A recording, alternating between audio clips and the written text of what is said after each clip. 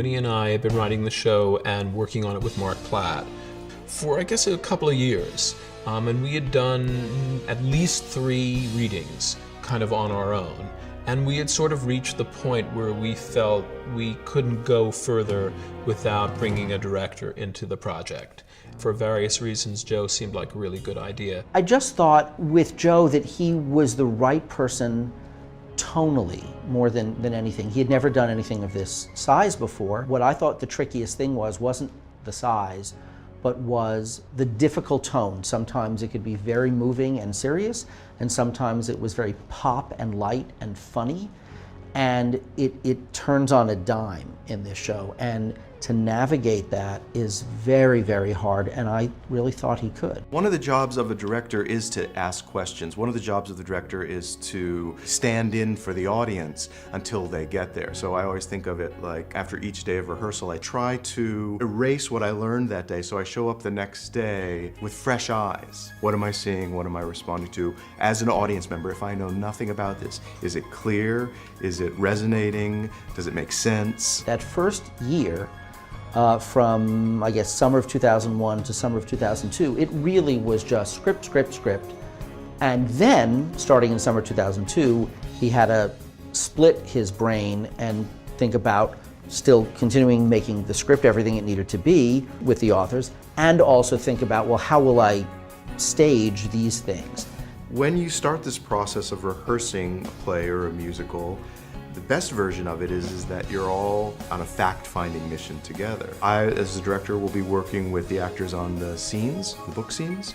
The musical director would be teaching someone else music, and then you gradually assemble all of those elements together, and the writers are in the room and they're making little changes, sometimes big changes. You can rearrange scenes, and there would be contributions and questions from the other designers and the other people on the team, and saying, how does this happen? What if I did this? It starts to gel that way. Joe had a very clear sense of the world and was able to move decisively, beautifully decisively, throughout all of our conversations. It's like whittling a stick of wood, and suddenly a form starts to take shape. The way that I feel about rehearsals is the best idea wins. It doesn't have to be my way. It really doesn't. And I hopefully try to create an atmosphere in the room where people feel safe and comfortable enough to know that their contribution is really welcome. Joe is open to talking about things with the cast, with the creative team. He doesn't say, I have a vision in my head, and what is in my head is what's going to go on stage. He lets people, the actors, make it their own. He is truly collaborative. You have to allow people who work very differently to achieve the same goal in their own time. And so you have to inspire knowing ultimately where you're headed.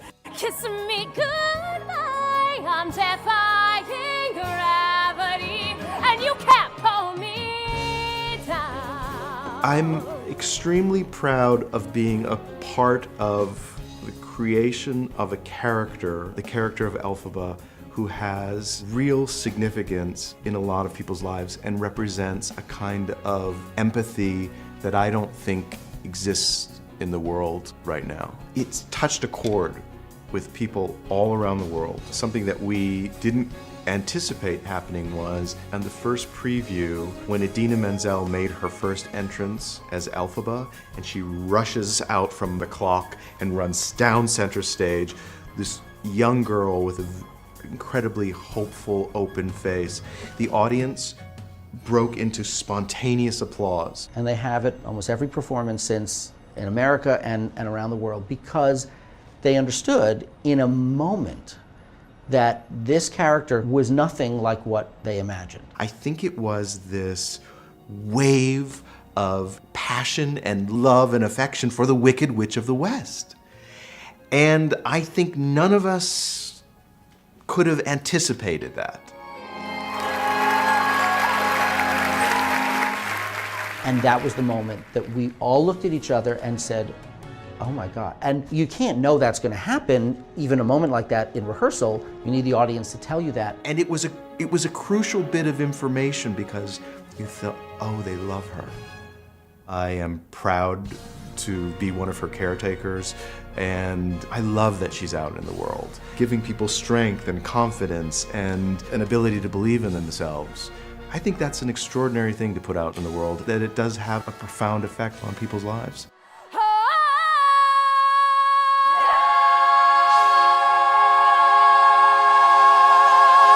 I think when one does an adaptation, you have to be careful not to fall into the trap of doing too faithful an adaptation. Immerse yourself in the source material and understand it and understand its essence. And once you've done that, then it's throw it out and now go where you feel it needs to go. You have to let it be different and be alive, you know? You don't really know what's going to happen. And a lot of writing anything is being able to have questions and not have answers yet, and being willing to wait till they come. Winnie and Stephen and I sat down and began to talk about what a stage musical could be.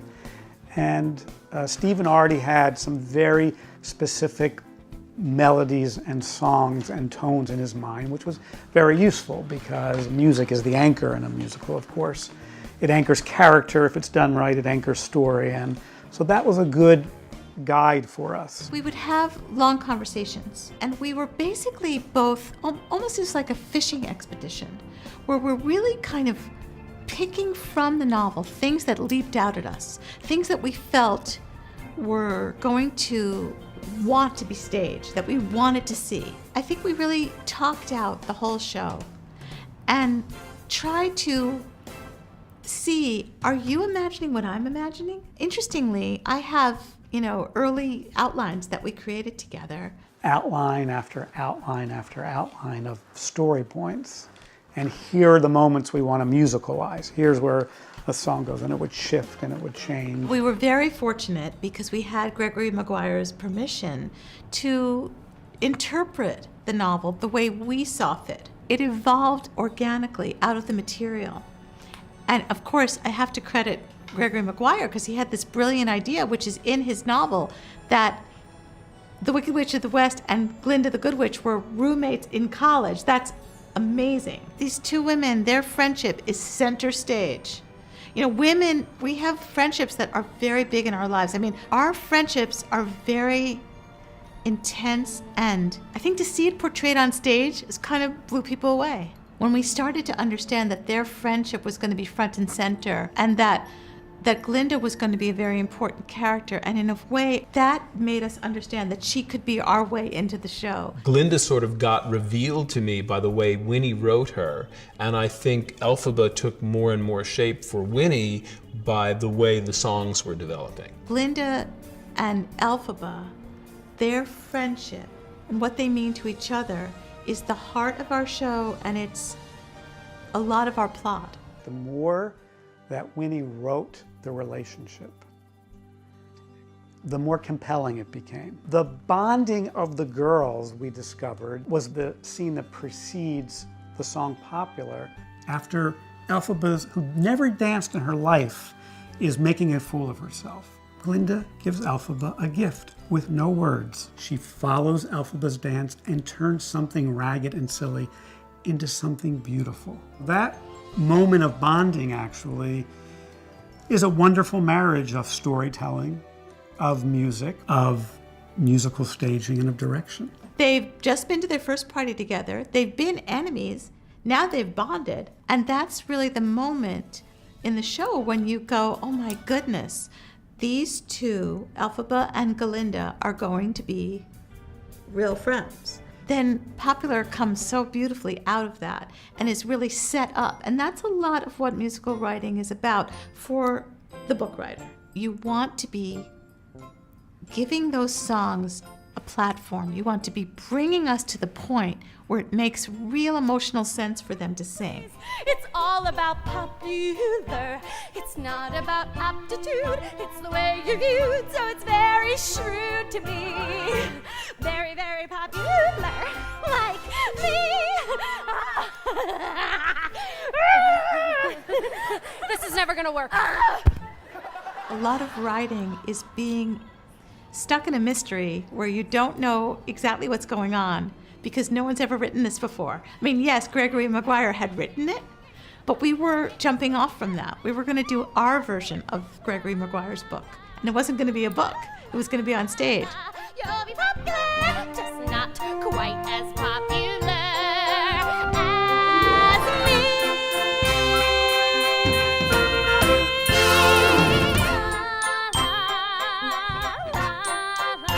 You'll be popular, just not quite as popular as me.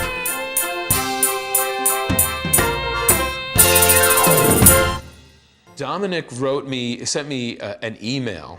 I think it was either an email or a letter, probably an email, when he had first graduated, saying that he was interested in becoming a musical director and sent me some credentials, etc. And I met with him and thought he was talented, and I kind of suggested some things he could do to help get started in the business. And he spoke that day about a new little show he was working on called Wicked. I ended up going out on the national tour of Wicked. So kind of came full circle from that first meeting as a young kid coming to New York, meeting this famous composer, and having now worked for him for about 6 years on one of his biggest shows. It's just great that he's wound up being our musical director here.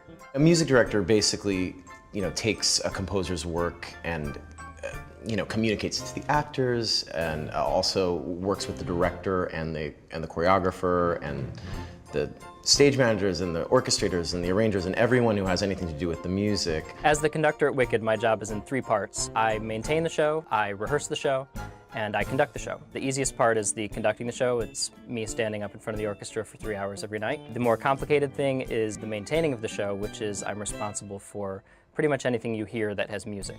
The underscores, are they too loud or too soft? The songs, the dynamics, the singing. And then the rehearsing of the show is just preparing new cast members who come in to join our company. I think conducting Wicked is different from other musicals because we combine a rhythm section, a rock band kind of, which is to my right in the pit, guitars, bass, piano, drums, percussion, with kind of a symphony orchestra, which is to the other side. A full string section, woodwinds, brass, a full orchestra of 24. It's a balancing act to bring those two entities together. The rhythm section players, the bass, guitar, drums, they respond a little differently to a conductor than does a string section. So a lot of it is getting the orchestra to play together and with me and with the show. Wicked is full of pratfalls and challenges for the conductor. One of the more difficult things we do during the show is a vamp, which is a single bar of music that we repeat over and over again in the orchestra, waiting for an actor to give a certain cue, and then we all jump together to a new bar of music. And there's a number of difficult vamp sections that exist in Wicked. Those can be a big challenge just because you're coordinating with the actors and communicating with the orchestra at the same time. Just being a great musician is probably not enough to be a great music director. Easily 50% of what we do is personal skills and dealing well with others, not just the orchestra, the cast, especially in a show like Wicked with these 2 gigantic roles for these 2 women. A big part of my job is supporting them and making them feel comfortable on stage and knowing that someone's looking out for them, and if they're feeling a little vocally tired, meeting with them before the show and helping warm them up and all that kind of thing. So there's a solid part of our job, which is friend and confidant and supporter. It's not just a guy there waving a stick. The conductor basically drives the whole show. I do a quick stretch, both in my office before I head out and once I get up on the podium, because I do wave my arms around for 3 hours straight. I usually say hi to some of the people in the who have won the lottery and are sitting directly behind me. I always check in with the stage managers too at the top of the show. They make sure I'm ready and the orchestra's there. And then we start the show.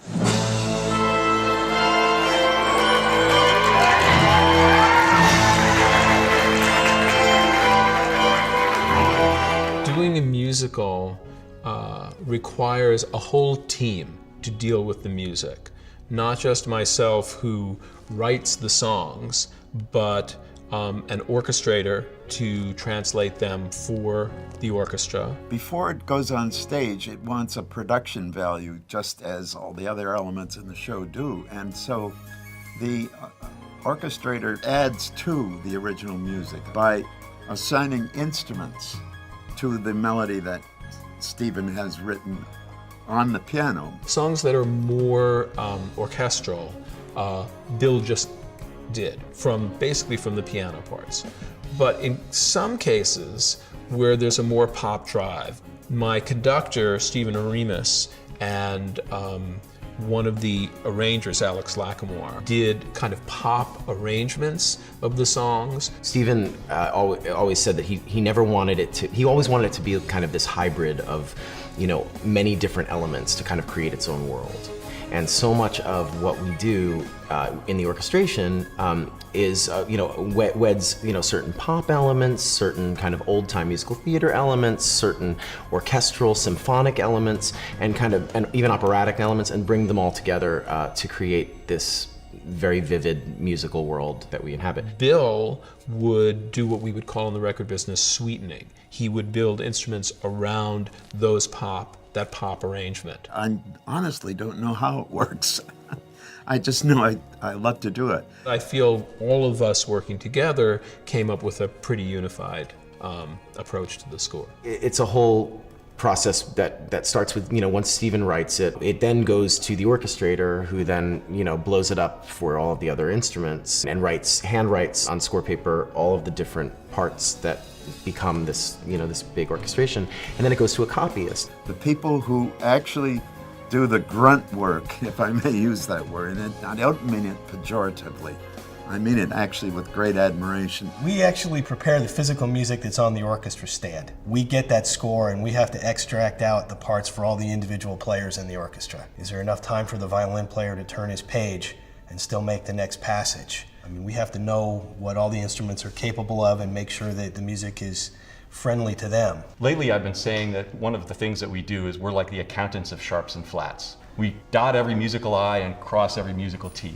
We're taking the raw form of the music in a score that's been orchestrated. So it's finished, but no one has a part to play yet. And now we're using common practice, performance practices, to put it onto paper in the way that's familiar to play, that reduces hands raised at a rehearsal. We create a musical map to help the player get from the beginning of the piece to the end of the piece at the same time as all the other players in the orchestra. There's a big team that it takes to put on a musical. It's not just one guy, sort of scribbling out some tunes and saying, oh, why doesn't the flute play that?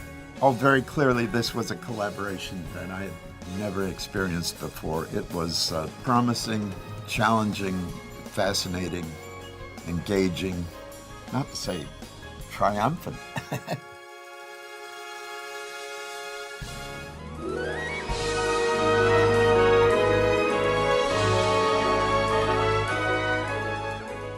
Hi, I'm Anthony Galdi. Welcome to the music edition of Behind the Emerald Curtain. Today we'll visit an important member of the orchestra, the percussionist.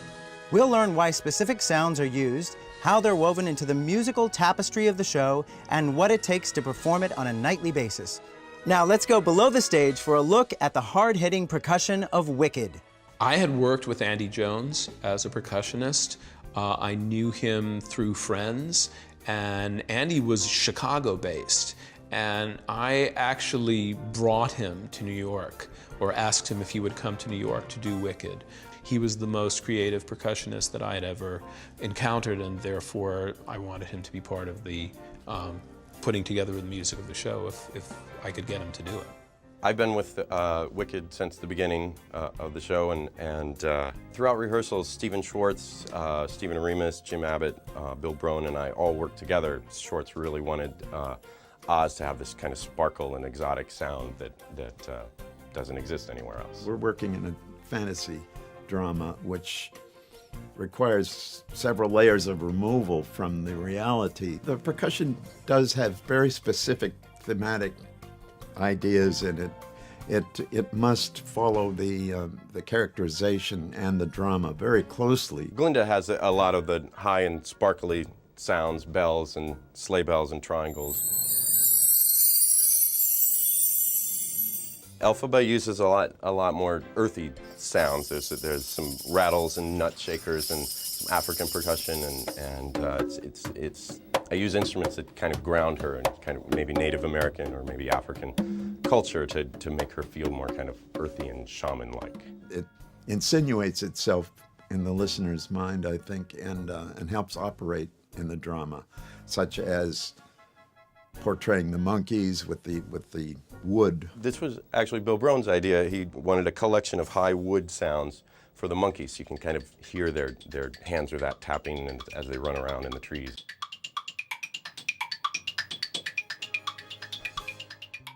Andy is, he really thinks about telling a story with percussion. Some of the instruments are things that he makes. This is a pair of bird flappers that myself and a friend actually developed. Some of the things are standard instruments, but he uses them in a different way.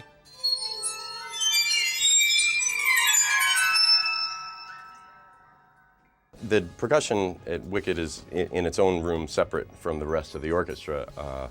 Part of the reason is there's 59 instruments and it takes up a lot of real estate. I would have probably taken up a quarter of the pit. But another reason is just the sounds. You put those in a pit, you might get the big sounds, you're probably not going to get the little sounds. Whereas in isolation, in my own separate room, they can really focus in on the smaller sounds and not lose that.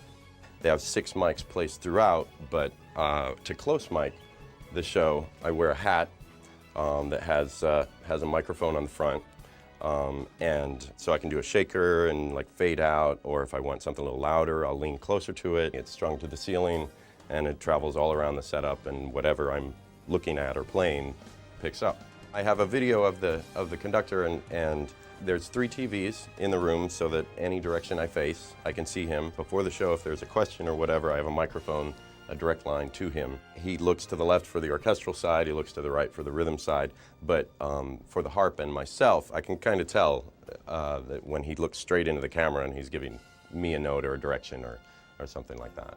The work with Steve and Andy, might I add, was particularly fruitful, I think. I think I have the arsenal of standard orchestral percussion or instruments that are used on a lot of shows. But then I think I have some kind of wild instruments that are really not normally used in theater, but really bring out an exotic kind of edge to Oz. Essentially, I just asked him to be creative and participate, and he did, obviously, brilliantly.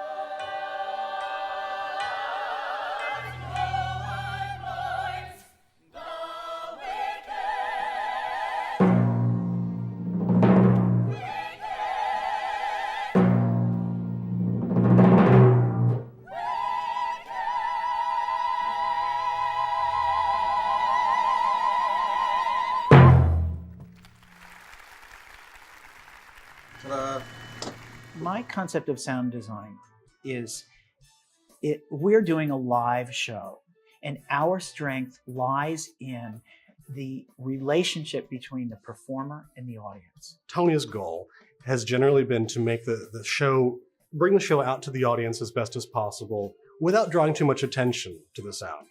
My first job is to tell the story.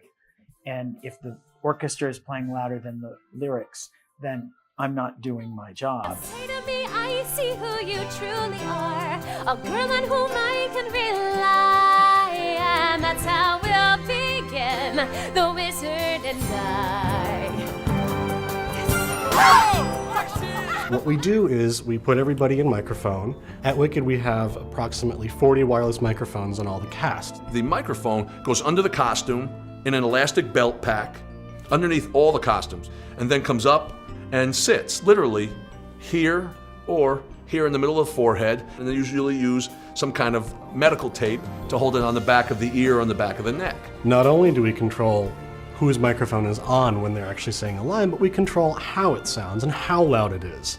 I try to make it sound like the voices are coming from the stage and the orchestra is coming from the orchestra. So we're perfect together, born to be forever, dancing through life. We have a lot of speakers, but that's really good because then we don't have to really get huge and loud all the time. you have to still have a dynamic. And Tony's done a great job with, you know, it's a really nice system in that respect. Jordan Pankin and I, our sound mixer on Wicked, have worked together for a really long time. And with Jordan, I don't need to spend a lot of time at the console. I can spend more time with the director, more time walking around the house, because he knows exactly what I want. I've worked with Tony long enough to know where he likes that balance and where he likes the orchestra to sit in relationship to the room and to the vocals. And you kind of know, you know, as a sound man, what's too much and what's too little. The sound mixer performs every night, and there's no break. There's no break between mixing a musical number and mixing a book scene. Is very similar to the operator because they're bringing one mic up at a time. Every line has one microphone on. And so the sound mixer has to know the script, they have to know the orchestration, they have to know the orchestra, they have to know the orchestra cues. You know, when Chistery's Wings come out, wow. It's hard because you're going, oh my God, well, you did it. No, I didn't, oh my God. Chistery, are you all right? Then why can't he answer me? Curiosity! You did it! You actually... No, he's in pain. Quick, how do I reverse it? You can't. And What? you're like, oh, geez, come on, keep going, just keep going. And you can't throw everything up. That's not how we do it, you know, I mean, that's not how I do it. When you do a show for a long time and you get to know performance, you work together. Someone said, you know, it's really nice, you breathe with us. And I said, you know, you're right, because if I didn't, nobody would understand what you're saying. And so you really have to kind of know that when they go, well, leave the mic up a little bit, because they're doing that for a reason. And there are little tricks we do. Very often, to get a word really clear, right at the end of a word, we'll ride up really fast and get the T at the end of the word, or a K at the end of the word, or an S. You see, I am Galinda Upland. Of the Upper Uplands. I've applied to your sorcery seminar. Perhaps you recall my entrance essay, magic wands. Need they have a point? And actors are actors. They're going to react to what they're getting from the audience, what they're getting from the new person, from an understudy, and so suddenly the rhythm changes. So it's never the same show. It's a different reaction from the audience. It's a different night for me, it's a different night for them. I love it when somebody I know is at the show, because I'm feeling it again for the first time through them. I also love to go down on the side of the theater and just sort of hang out towards the end of Act 1 to watch the audience when she goes up and Defying Gravity. It's always fun to just watch everybody go. You know, in theater, to have them really listen and to just you totally grab them in, that's what I like being part of. When I'm doing the right thing, and when the mix is right, then, you know, I did my part. There will always be a person in the front of the theater mixing a Broadway musical, because you can't do it. It's like acting. You know, you've got to have a person there because they're doing it as it's happening. It's theater, it's live. And that's what we do best. The thing with the show that's really interesting for me was finding different vocabulary and stylistic ways of moving the characters.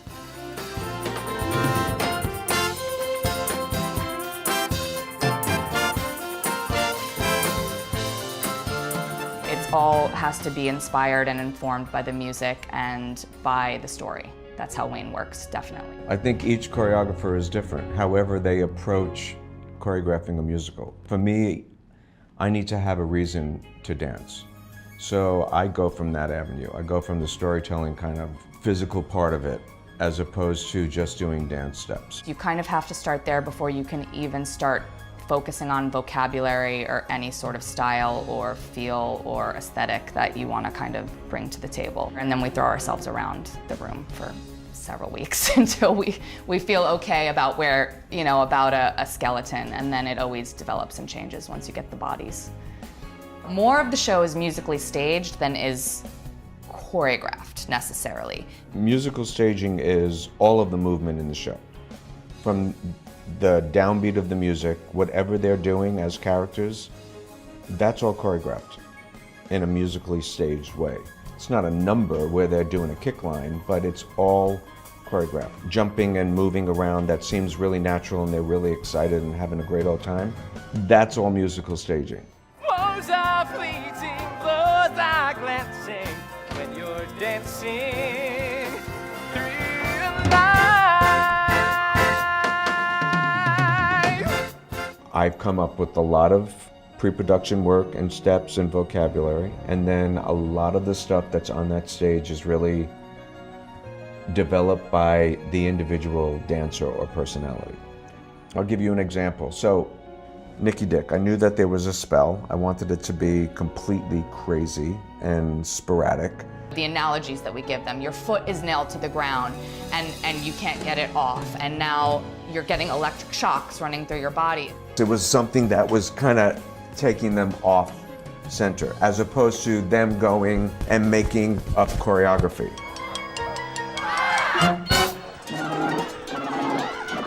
What's happening? I don't know, I got mad and... All right, just don't move. And don't get mad at me. Well, you coming? I feel like a lot of my job is not only maintaining the integrity of the choreography and the musical staging and the movement, but kind of keeping them inspired and honest and fresh as much as possible. It's not about being clean, like I said, it's just about being together in a moment, whether it's a physical thing or a focus thing or whatever. It's those pointed things that when you guys click into that together, then it's like, forget it. Then it really elevates the story that much more. I always have bi-weekly note sessions scheduled with the ensemble where we check in with them. If I'm traveling to another company, one of the tours, the dance captain sometimes will still give those sessions. My name's Jonathan Warren, and I'm the dance captain in the Broadway company of Wicked. I'm the guy who, when a new cast member comes in, I'm the guy that they're working with. So it's me and that person inside a studio for 2 weeks usually. I'm giving them all their choreography and I'm trying to help them find what works best for them. Each actor is really important in creating this world. So for me, it's really about finding that individuality in each person, nurturing that, and encouraging them to bring that onto the stage that first night out and throughout their time there. I feel dancers have to be brilliant actors. And if they know what the situation is, and they know what's expected of them, and they know what's going on, then their bodies will take over, and they have to tell the story. Sharing one wonderful orchestra. The wizard will see you now! Makeup is the area that really is the most personal to an actor. Makeup, then hair, then their body. So what they see all the time is their own face in the mirror. So the relationship between the actor and Joe DeLude, the makeup designer, is truly one of trust. I think when you initially start working with an actor, I go about by asking them, okay, what do you see for this character? And then I can work with what they think, but also what I know I need to do for the makeup as well. Sometimes they are just made more beautiful than they are. Sometimes they're made into somebody who is not the person you think you want to see when you look in the mirror. I think that when you look at the makeup of Wicked, there are moments of extreme, but mostly you're looking at natural, beautiful, young people in shiz to some of the more extreme makeup of the animals. The animals were a little tough in the beginning because we really weren't sure what direction we wanted to go in. We didn't want to go make it a literal animal, but it would be different than what everybody else looks like. There is makeup that defines character all through the show. The mob, which is the ensemble in the opening, they actually come back again in Act 2 in a much more menacing capacity. You know, we kind of make them look kind of scary and like they've been up all night, so they get dark circles or like bruised cheeks, and then they take, the girls take off their lipstick so they look pale. Same pitchfork-wielding mob in Witch Hunters are all the same people that are creating Emerald City. They transform themselves with costumes, with wigs, with hats. They change their makeup. They are transformed into these high-class couture denizens of the Emerald City. Becoming Elphaba is about transforming. The present makeup for Elphaba is a product from MAC called Chroma Cake. It's almost like a watercolor. So you just add a little bit of water to it, and we use these wide Japanese brushes, and we paint it on. And then sculpting the face, finding how to to develop a color palette that defines the eyes, the cheekbones, the mouth. We use, some normal colors like a beige and brown, black, but then we also use purple for the contour because the purple and the green contrast really nicely. And the whole point was to make it look like skin, not look like makeup. To watch Joe DeLude do it for the first time is pretty exciting. Through the course of the show, there's constant touch-ups of the makeup, but also because she is changing as a character. She accelerates into being the Wicked Witch of the West of Act 2. We sort of do what we call our glam Elphaba makeup. It gets darker, it gets more dramatic. We, wing out the eyes so that, it comes out to here, and she, elongate her eyebrows and contour her a little bit more. She gets a darker lipstick. Makeup-wise, you can see a change from her character, from simple, basic, not wearing any makeup per se, and then going into something that is much more dramatic and like she's come into her own now. A lot of times when I get makeup students who will email me and ask me questions, it makes me realize how amazing the show was and how groundbreaking it was in so many ways. Wigs are so funny because we are all, as human beings, used to dealing with hair on our bodies and treating it in a certain way. The wig is an object. Tom Watson is a great, great hair designer and a wig maker. So his wigs, he wants people to treat them like their own hair. Once we've made the decision of what the wig is going to be, we know who is going to be wearing the wig, how the hair is actually going to move on the head, whether or not there's color change, what the color is going to be. Then it's given over to the hands of a wig maker. Susan designed the costumes to be asymmetrical. A lot of the hair is also asymmetrical, so you'll see there'll be like a single-sided horn in a wig that just goes up to the right side and with a hat on the other side, so it's completely asymmetrical. All of Susan Hilferty's original sketches included sketches of the hair. We look at the sketch, we try to understand the language that we are going to be using. The conversation has to do with the color of hair, the shape of the styles of hair. This conversation is about blending all of the elements together. Whenever any new actor comes into the show, their hair is addressed almost immediately. There's always, for every actor, even if they're wigged for the entire show, a conversation between the wig supervisor and myself about color, texture, length. Our job, as soon as we get our hands on the actor, is to measure them in every conceivable way.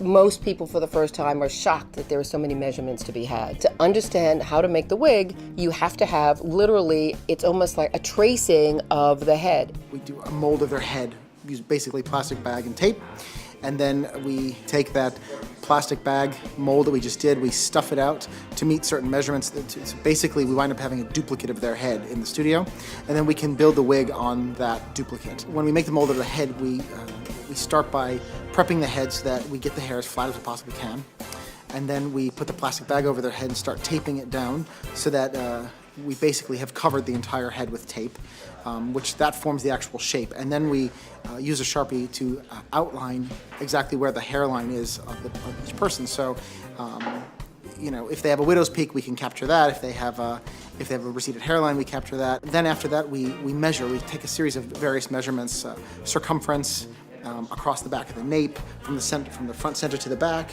over the top of the head, and so forth. And we take those measurements so that we know how we have to stuff that mold out later.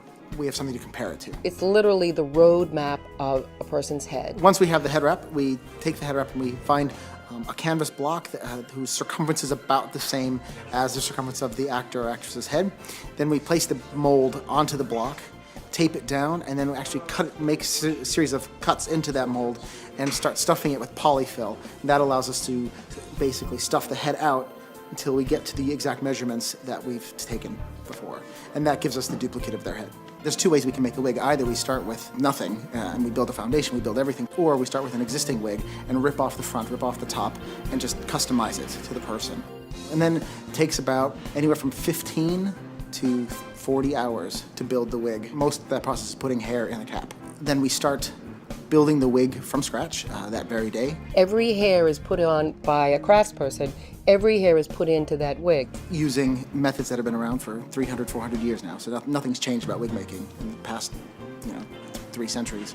On Wicked Broadway, there's approximately 120 wigs I include facial hair in that as well, which is much larger than most shows. Other productions of Wicked have about 109, 110 wigs as well. So right now there's 7 productions in the world. That's about 800 wigs just for Wicked alone. It's impossible to talk about a costume if you're not talking about the hair too. The hair design for the show is intrinsic to the design of the costume. It's all of a piece. The wigs are really what pull it all together. For all of the time and energy we spend making the clothes, and they are exceptional, and the clothes, the shoes, the gloves, the hats, it's not a costume. It is not finished. They are not in character until they have a wig on. In creating a world like Wicked, we are creating a culture that nobody has ever seen. The creation of animals was an important part of it. The monkeys, for instance. What are the monkeys? Are the monkeys soldiers? Are they primitive? What is the idea of wings on monkeys? I wanted them to feel human, but at the same time be monkeys. It started just with color, but then it really moved into what I call the musculature. The monkey unitards are a really complex process. They take a lot of hands to create. They start out as flat fabric that's painted by the painters and dyers, and that's a multi-stage process that involves resists and custom dye colors. And then it's basted together into a monkey unitard, and that's what we fit. And then it's all taken back apart and adjusted and put back together. And then the painters go in again to finish it off and smooth the transition from the padded muscles to the painted unitard. And then it's delivered that way. At that point, I brought in a mask designer who helped me fabricate a number of shapes that we could look at and determine whether or not it was too mean, too nice, too hard. I had drawn and knew that I wanted a really spiky look. There was a look to these that it wasn't mechanical, but that wasn't soft.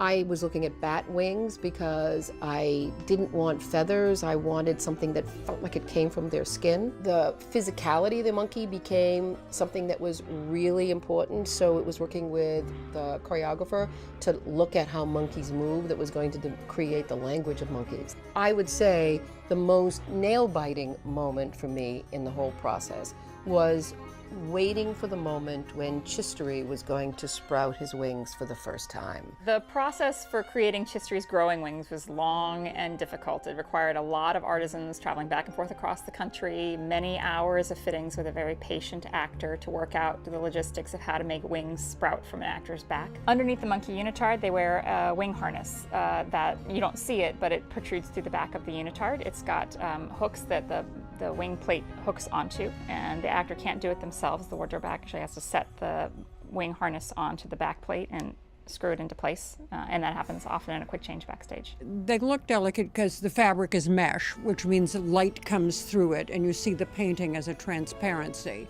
The ribs on them, most of the ribs are plastic boning. The ends are solid steel. We have someone working on them all the time, so because they are mechanical things, they have mechanical problems. Working the wings can be tricky sometimes, climbing on the gear walls and jumping off the towers and just seeing how that would feel, and like running and jumping and turning with the wings open, because it's a little different. You actually do catch a little bit of air, so you kind of have to, like when you jump, you kind of have to use a little more force than you normally would, because if you don't, you won't go anywhere. We knew we had been able to successfully create a creature that was intact from his tail to his hands to his feet to the look of his face. And then we were also able to deploy his wings on cue, on time, which is a terrible, terrible moment because everybody's looking at him in pain. Everybody wants those wings to come. They want to believe that it's a monkey who is growing wings.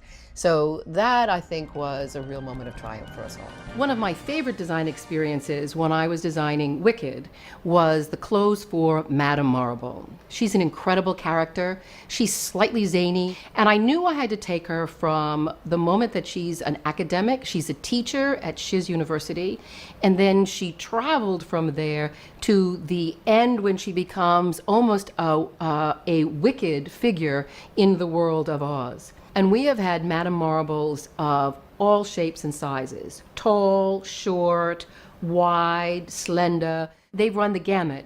And I have to say that every one of them has believed that they look best in these clothes, which is something I couldn't ask for anything better than that.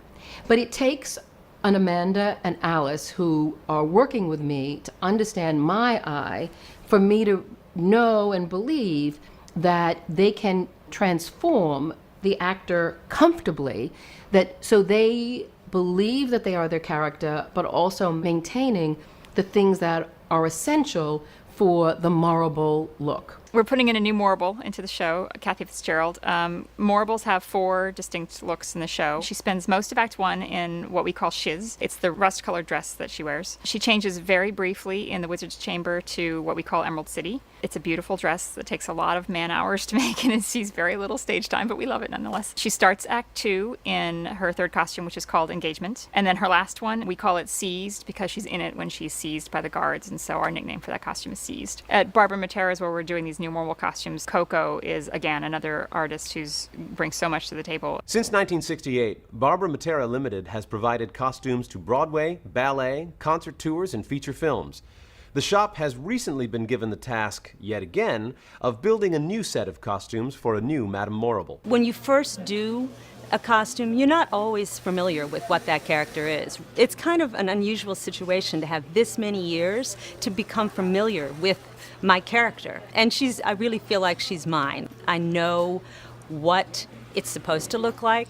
I know when I look at her, no matter who she is, where to make those adjustments to create that character. And that's something that you only develop when you've done a character for a very long time. Every once in a while, there's been a time when we've had a space with no Morribles.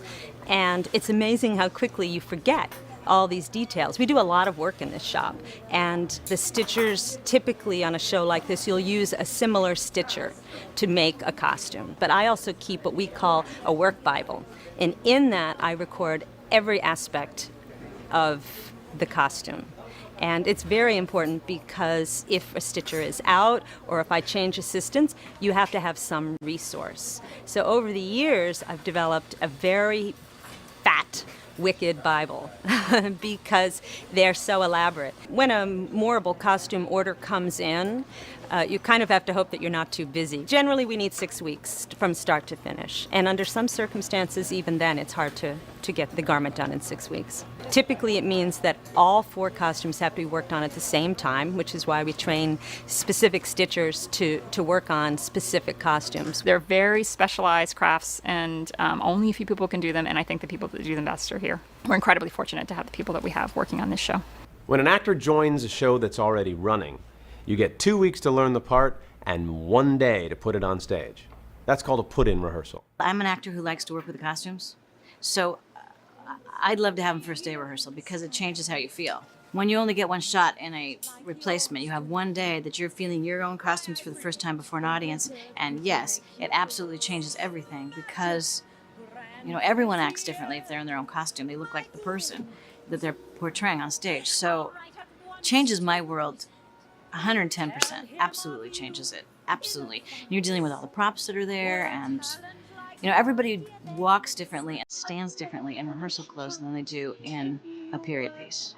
So it absolutely changes your life, your world. That's a very different thing to wear that dress as opposed to wearing sweatpants and sneakers that you've been wearing in rehearsal. They sort of get it when they put the clothes on, and especially with the Morribles. Kathy Fitzgerald did it today. She puts the clothes on and sort of stands a little straighter and starts to talk a different way. You know, it's like those clothes just make you become a different person than you are.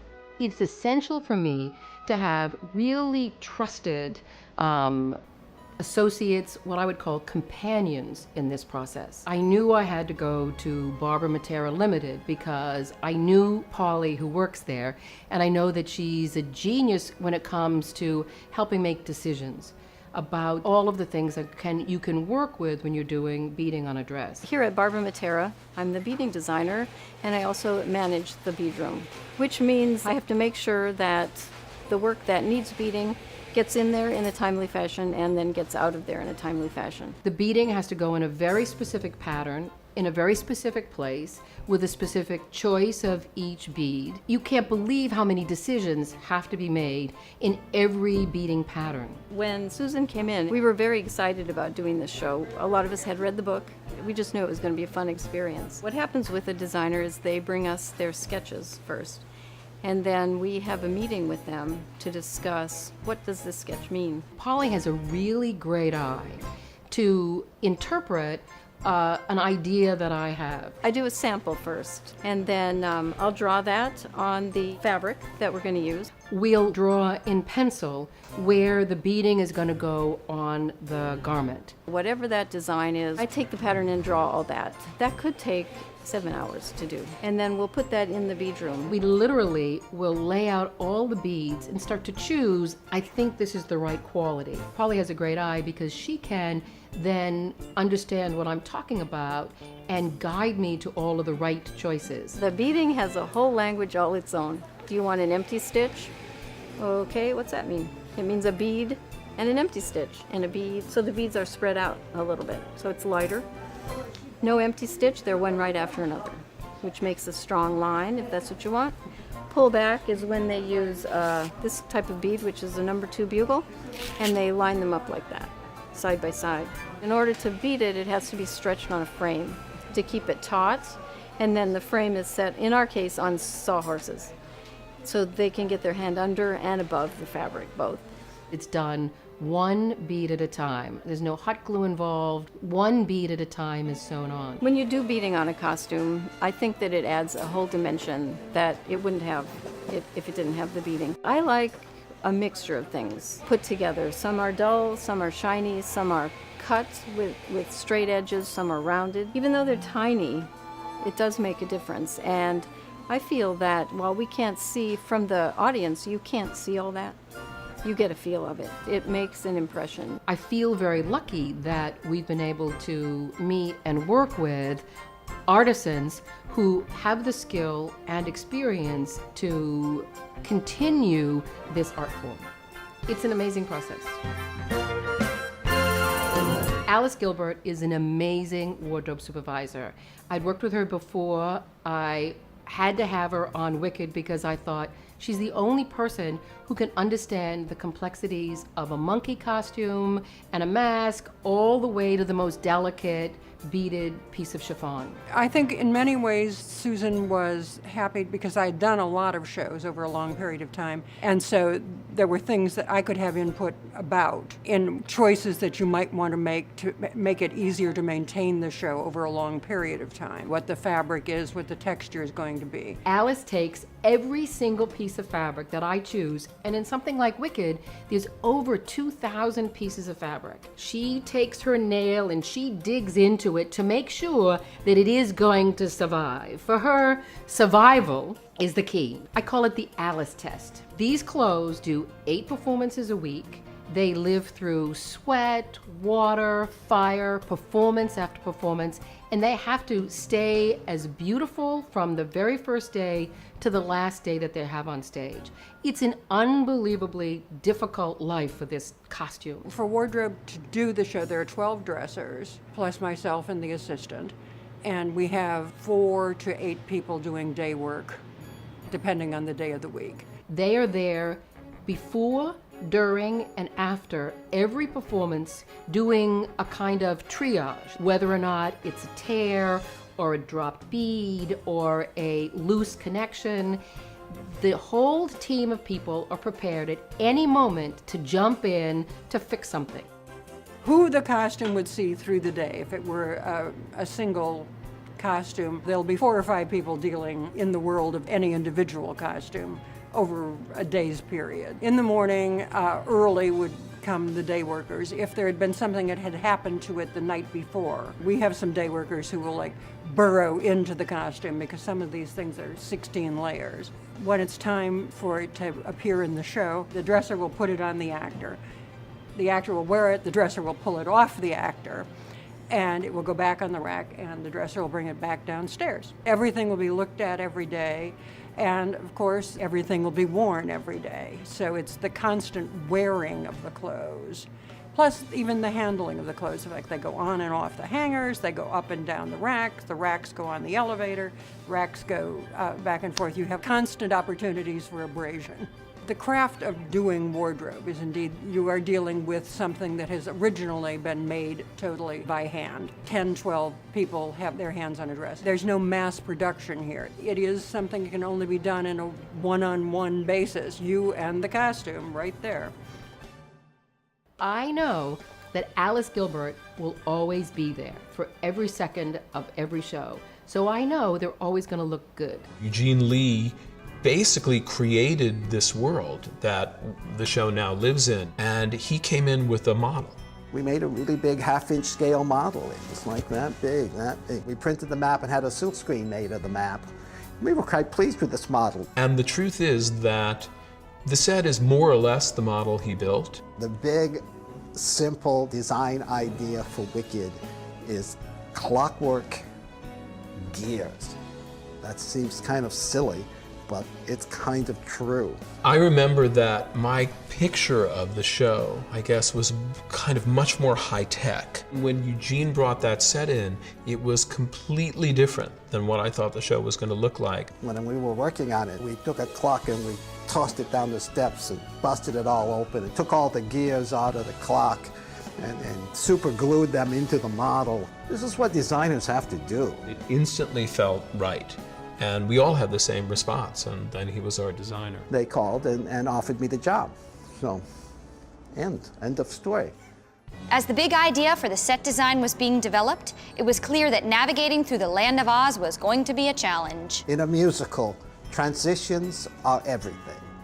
I mean, you can always make it look like anything. The look is not as important as the transitions. If you can figure out the transitions, the look takes care of itself eventually. I mean, that's really, I know that's true. How you get from one scene to the other is art, and if you fail at it, then the larger project fails. And so it's definitely been our belief that that has to be carried through. Every transition feels like it was intentional, and I think that allows you as an audience member to relax and enjoy the story, because you know that you're being taken through it in a methodical and safe and artistic way, instead of sort of, oh, here comes the scenery, and hold on to your chair, Mildred. It's like it all just sort of happens beautifully. It's been a huge part of our development as artists to figure out how to make all of that ballet of motors and humans pulling ropes and stagehands pushing scenery really all come to a close right when it wants to. With the success of the Broadway production, Wicked took to the road. The next step was providing audiences across the globe with a genuine Broadway experience. Ever since the Broadway show opened, our responsibility to the design has evolved quite dramatically. So we created something called the design template, of which all Wicked designs are based on. The design is what we want to replicate everywhere. And so the continuing task of Wicked is to make it work in all of these different buildings, in all of these different countries that were designed by all of these different people for their own purposes. Every time we go to a new theater, a new country, we have different vendors, we have different motors, we have different systems, and so we've really taken it on to learn as much about those systems as we need to learn in order to produce the same production and give it that same kind of feeling that you're in good hands. We work with the shops in the various countries, whether it's in Germany or in London or in Japan, translating our documents into different languages, helping other people understand what our design intentions are. Everywhere you go, Wicked looks the same and operates the same. And we've kind of, in a sense, branded the way the show looks so that Wicked has a uniform look that's strictly maintained. It's very special. People love it. And it has a message that seems to resonate. Wicked is in the best of hands. The person I probably work the closest with in the building here at Wicked is Mary Beth Abel, who's our production stage manager. And she and I talk daily about what we both think the show needs, note-wise. If it's a note for the actors that's specifically acting related, I always go through her. I would say maintaining the artistic integrity is the most important thing that I do, and then overseeing departments and making sure that we're running as smoothly as possible and that things are maintained to the standard that all the designers have created. I also work very closely with Tom Widman, who's our production supervisor, who he oftentimes travels with us when I'm working in my associate music supervisor capability to the other companies, because he kind of oversees all of the Wickeds in that same respect. One of my roles is really as continuity guy, to make sure that the Wicked companies, no matter where they are, look and sound and feel like Wicked. The Broadway company is the baseline, and that all the others look and sound and feel the same. There's small changes that need to be made in each venue. Sometimes the set is a little bit different to make it fit better. Of course, we customize the shows for the cast as well. But at the end of the day, the audience that sees it in Japan or in Holland or in London is seeing the same show that we present on Broadway. So the stage managers and I work very closely together to try to just keep the show, running at the right temperature. The most important person in the theater, probably other than the director and a choreographer to the lighting designer, is the stage manager. On a nightly basis, it takes 3 stage managers to run our show.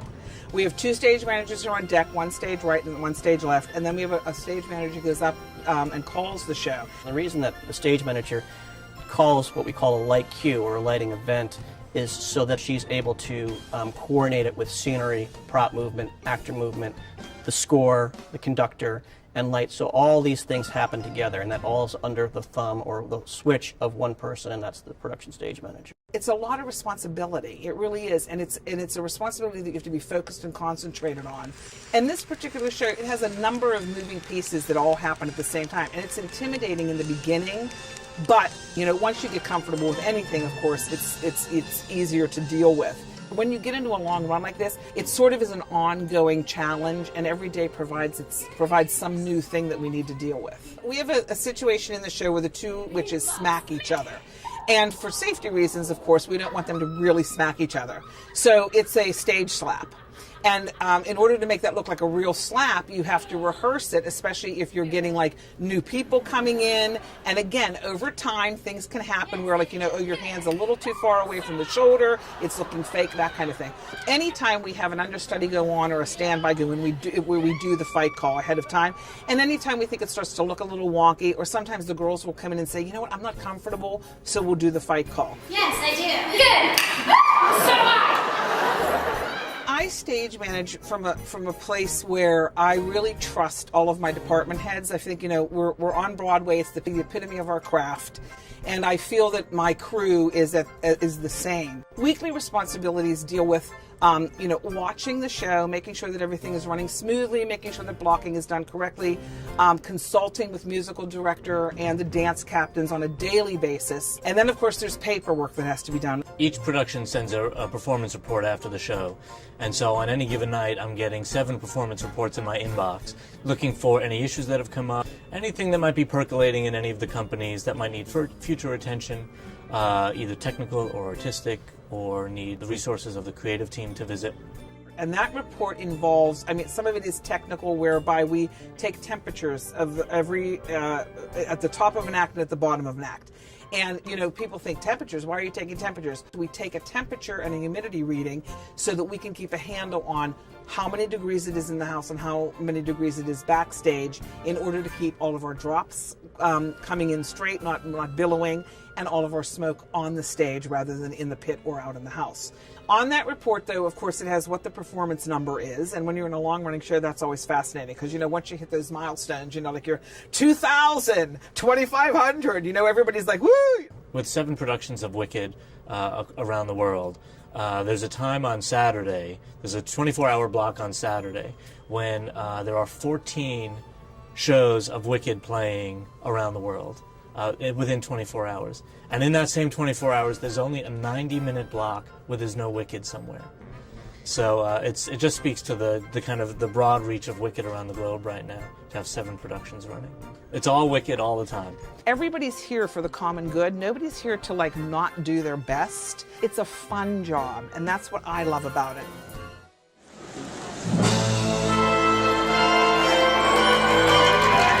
The story of the dragon has a really rich history, actually, dating back to the early concept model that Eugene brought in when he first met with Joe Mantello.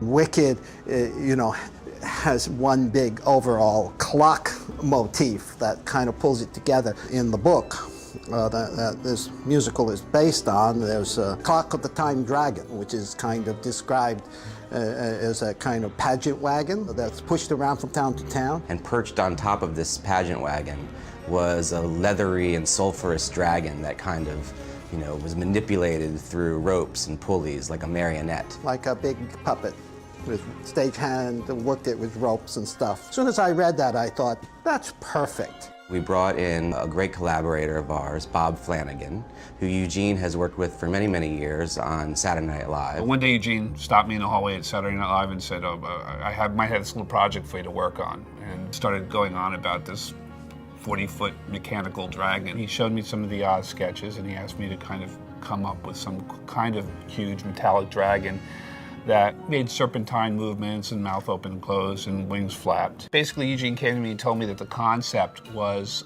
we saw the machinations behind the Land of Oz. It's part of a kind of mechanical world. That was kind of my thought.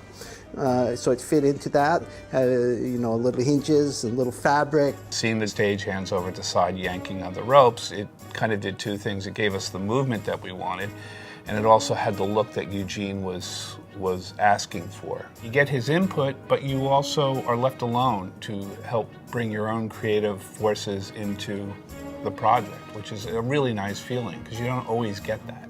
Collaboration, always the best thing. People said, well, could it smoke a little bit? It's a dragon, after all. Can you have some smoke? We have an elaborate system of hoses and machines that are housed within the dragon's head and its neck to be able to produce the smoke effects every time the dragon is activated.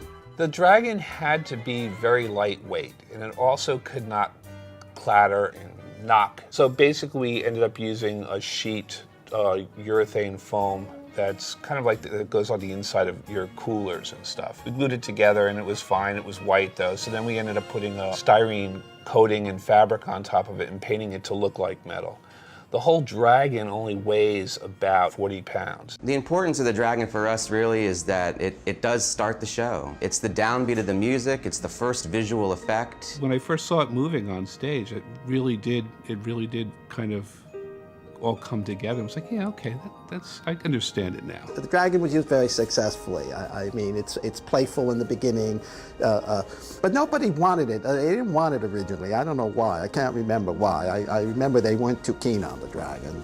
They love it now, actually, I'm told. The Oz head, yes. First of all, it was like, what does the Oz head look like? There was the Oz head in the books. We once again turned to Bob Flanagan, who worked on the dragon, for the Oz head. Eugene stopped me in the hall and talked to me about the possibility of making the Wonderful Wizard of Oz head for the throne room. There again, he said, I want you to go back and I want you to look at the original drawings of the Oz head. Bob made 6 or 7 Oz heads at least, little models of different ones. About a half dozen maquettes of what I thought the head should look like. I have one sitting in my studio at home. I don't know which one it is. Looking at the construction of the old, with the Tin Man, how he was constructed, kind of came up with a concept of what this Oz head would look like if it was built in Oz. It's operated by the stagehand behind with the smoke and lighting effects accompanying it. The mouth is by basically a bike brake handle cabled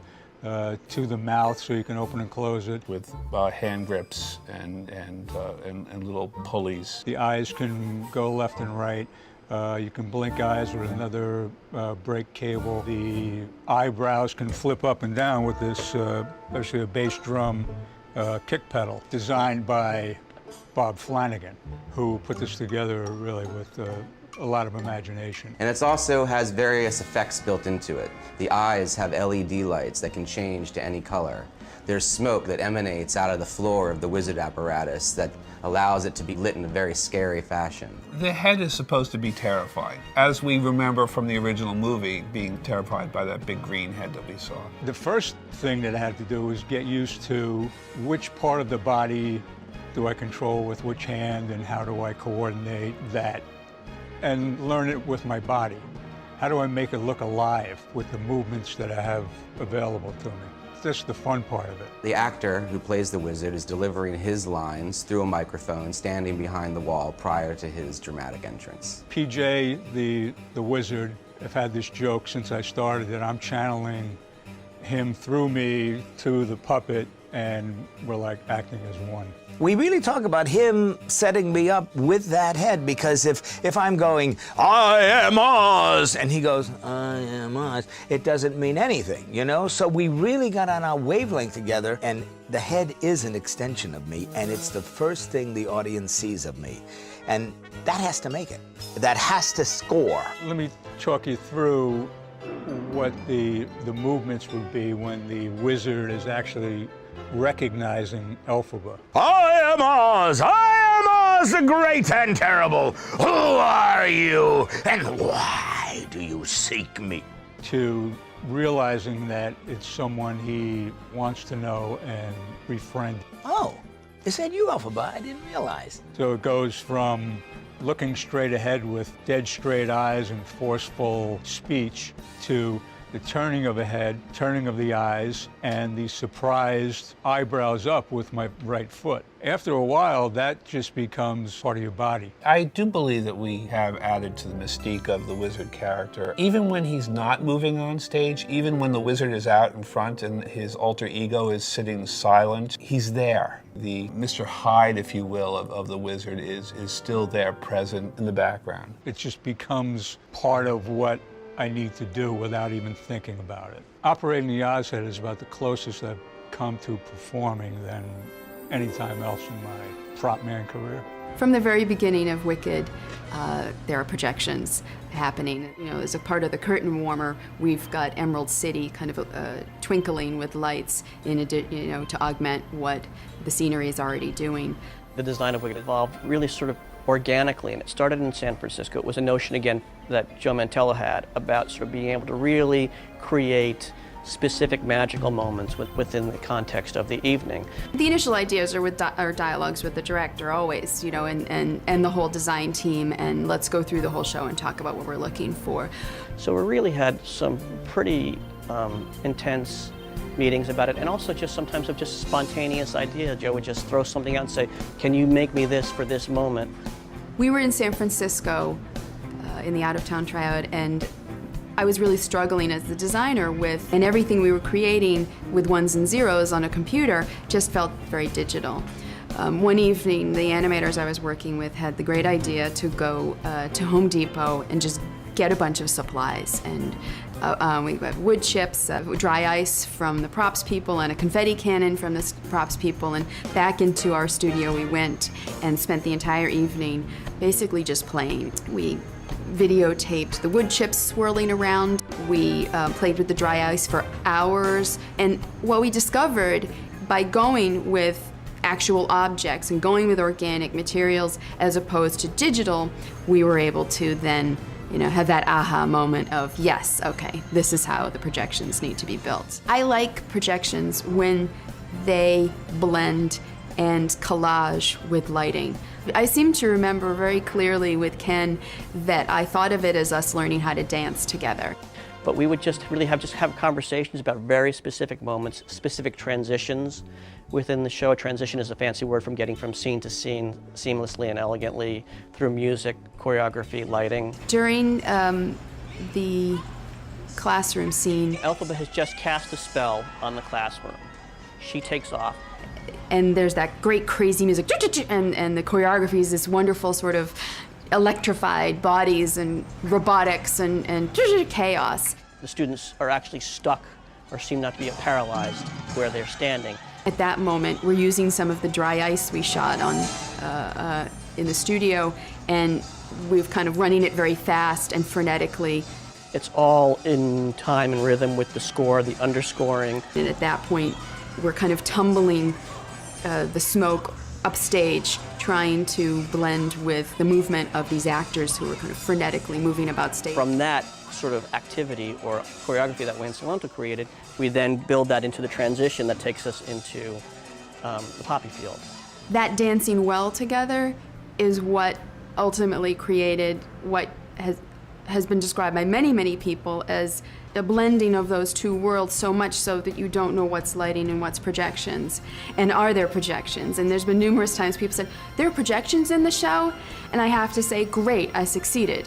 You know, egotistically, I say, you know, I blended so well that you can't even tell I'm there, but great, because if they're, if they leave the theater whistling the projections, I have failed miserably as a designer. Chick Silber, our special effects designer, has been around a long, long time. He's seen it all come and go, and he's got a great perspective on the kinds of things that work and the kinds of things that don't work. And he was able to bring a lot to the design of Wicked. I work in both the theatrical industry and the circus industry. Whether we do 8 or 15 productions a week, performances a week, it has to work every time. You can't say, oh, that trick worked yesterday. Part of his design was the ability to really cover the stage in either smoke or fog. The smoke or atmosphere layer within Wicked, the design of Wicked, is very important because not only does it reveal sort of the beams and angles and sharp angles and color within the light as a texture, it also masks and disguises certain things for the more magical parts of the play. Haze, smoke, and fog, which are all somewhat different, and in some cases it comes under a heading atmospherics. In Wicked, we're using all three intermixed, and the cueing of all of that becomes quite elaborate. The opening image of Wicked is the introduction of the population, and what the smoke does for us in that moment is just creates mystery and expectation and intrigue, and really until Glinda arrives, we're out of focus until she really crystallizes us and begins telling us about this journey we're about to go on. There are, I think, 13 or 14 separate smoke systems on this show.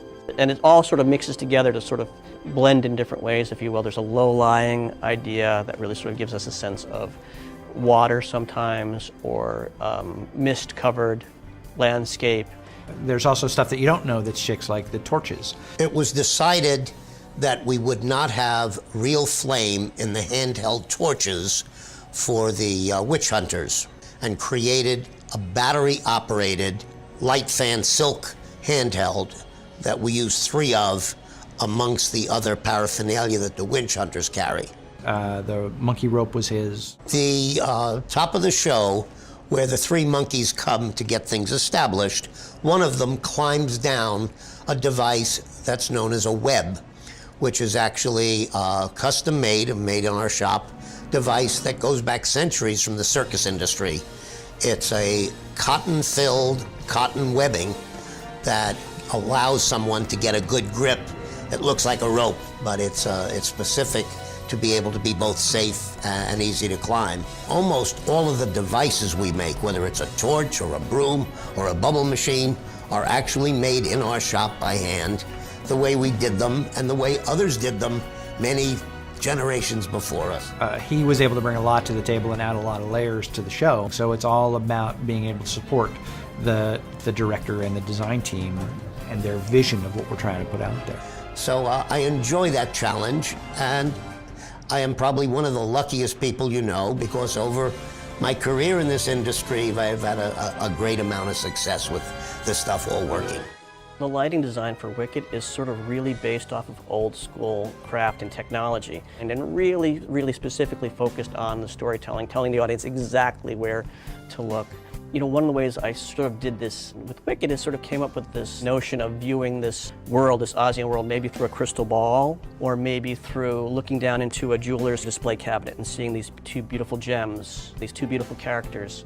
And just knowing that the light had to emanate from the story that they were telling. After I've got these ideas in my head, you take all that information and you begin to distill it down into how can I achieve these ideas with lighting effects, or develop a light plot so I can have the flexibility in the theater to give a director or a choreographer anything they might need to help create their composition. The light plot is really sort of nothing more than really an architect's drawing. The lighting plot is the physical representation of where the lights hang in space. So if it's my job to design the lighting for the show, it's another person's job to implement and engineer, technically engineer the lighting for the show.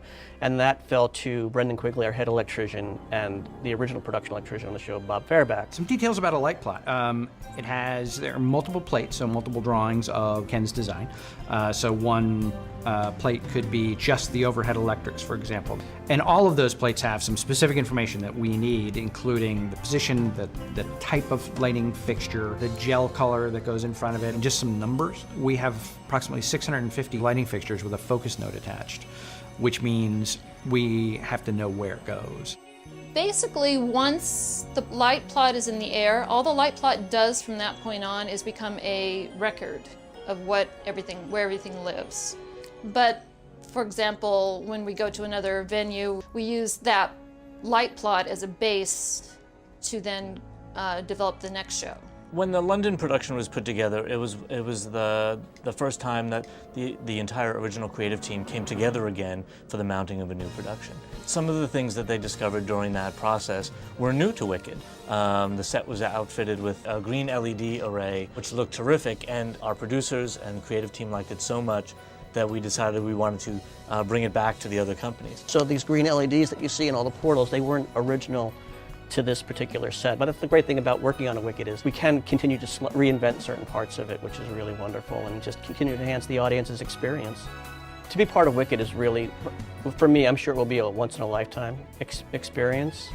I think what I love most about Wicked is watching the audience, and you get this thunderous applause. The first time that happened in San Francisco, I was literally like blown away. As a theater artist, that's what we do. That's the payoff.